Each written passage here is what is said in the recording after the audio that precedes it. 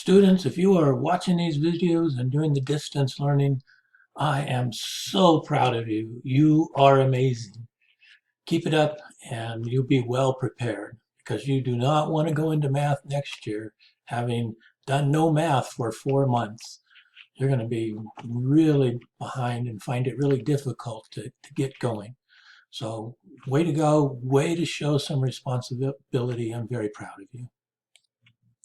Okay, this is the last section of chapter 2.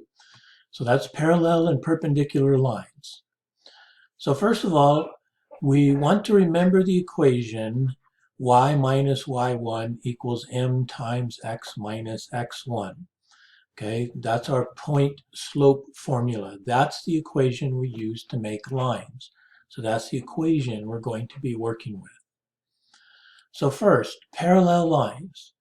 You know, parallel lines never touch.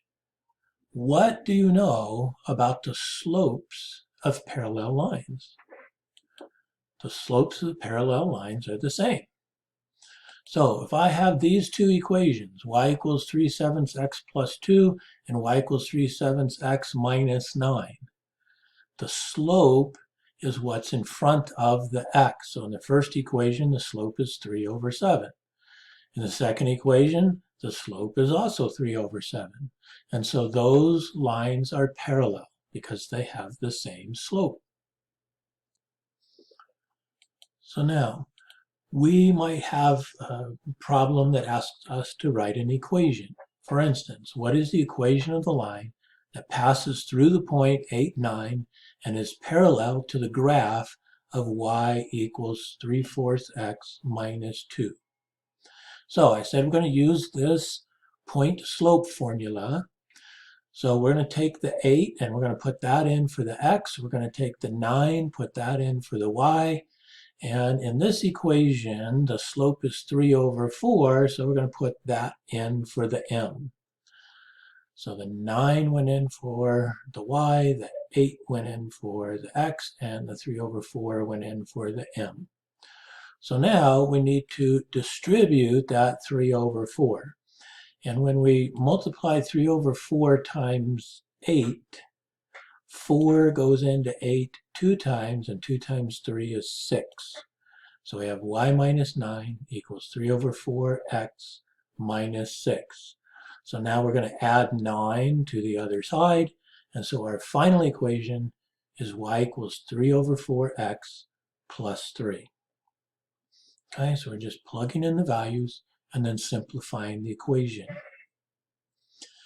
All right, next is perpendicular lines. Perpendicular lines form a right angle. They intersect to form a right angle. So what do we know about the slopes of perpendicular lines?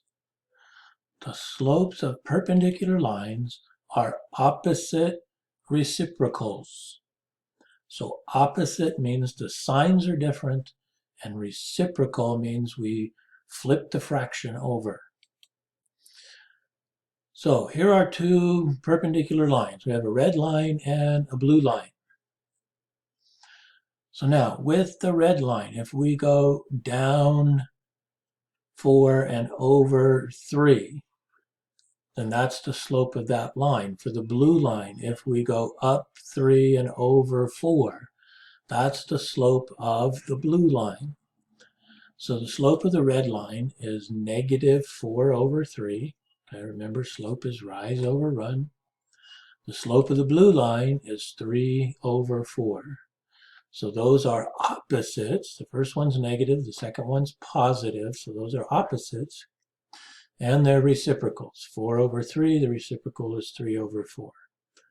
So the slopes are opposite reciprocals. All right, so if the slope of a line is 5/7, what would be the slope of a line that is perpendicular to that? Well, for 5/7, we have to take the reciprocal, so we flip the fraction over, and it was positive, so we make it negative. So it would be -7/5. Okay, so we might be given a problem. Write the equation of a line that passes through the point 4, -7 and is perpendicular to y equals -2/5 x plus 6. Okay, so the slope of this line is -2/5. And so we're going to take that and we want the opposite reciprocal. So that's negative, so the opposite will be positive, and the reciprocal, we need to flip the fraction over. And so the opposite reciprocal is 5/2. So now we can plug these values into our point slope equation. So we have y minus the y value, y minus -7, equals 5/2 times x minus the x value, x minus 4. So now we're going to distribute that 5/2 times x and 5/2 minus 4. And the y minus -7 becomes y plus 7. So we got this 10 because 5/2 times 4, 2 goes into 4 2 times, and 2 times 5 is 10. All right, so now we're going to subtract the 7 from the other side. So our equation is y equals 5/2x minus 17. And so that's our answer. So whether our equation or our problem asks us to make something parallel or something perpendicular, we're using the point slope formula. And then we're plugging in the x and y values for the x1 and the y1. If it's a parallel problem, we just put in the same slope. If it's a perpendicular problem, then we have to take the opposite reciprocal and put that in. Now, lastly, we want to be able to classify lines as parallel, perpendicular, or neither. So here's two equations. Are the graphs of those equations parallel, perpendicular, or neither? Well, the slope of the first equation is 3/8. The slope of the second equation is -8/3. Those are opposite reciprocals. So the graphs of those equations are perpendicular. Here's another set of equations. 5x plus 2y equals 10. Y equals -5/2x plus 3. So now, in order to find the slope of this line, which is in standard form, we can put it in the slope-intercept form. So first we would subtract the 5 from the other side. So we get 2y equals 10 minus 5x, or -5x plus 10. Then we're going to divide everything by 2. So we get y equals -5/2x plus 5. So now I can see the slope is -5/2.